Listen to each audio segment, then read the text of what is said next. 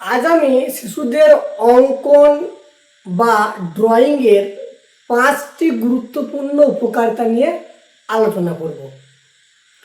প্রথমত, অঙ্কনের মাধ্যমে শিশু ধৈর্যশীল ও মনোযোগী হয়ে ওঠে। কীভাবে? শিশু যখন কোনো ছবি অঙ্কন করে তাতে অনেকটা সময় লাগে।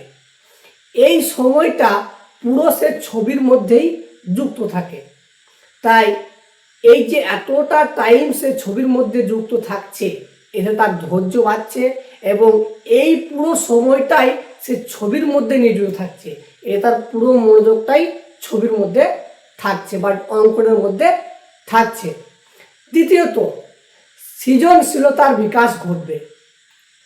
একটা শিশু যখন কোনো ছবি অঙ্কন করবে, তার চিন্তা, অনুভূতি ও কল্পনা শক্তি দিয়ে সে ছবিটা উপস্থাপন করার চেষ্টা করবে।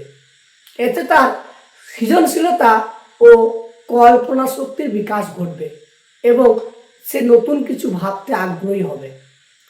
তৃতীয়ত, তার বৌদ্ধিক বিকাশ হবে।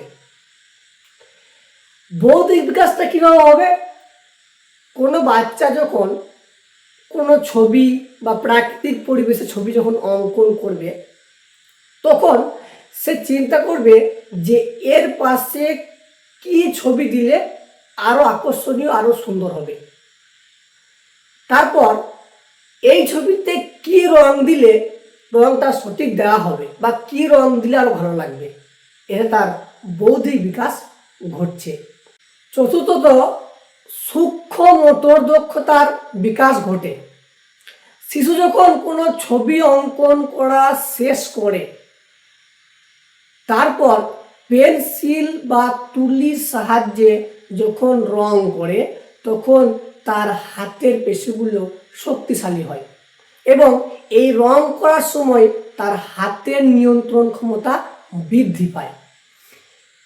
এর ফলে তার হাতের লেখাও সুন্দর হয়। পঞ্চমত, আত্মবিশ্বাস বাড়ে। শিশু হচ্ছে প্রশংসার দাবিদার, অর্থাৎ শিশুরা প্রশংসা ভালোবাসে। শিশু যখন কোনো ছবি অঙ্কন করে তার শিক্ষক বা শিক্ষিকাকে দেখায়, তখন শিক্ষক শিক্ষিকা তার প্রশংসা করে।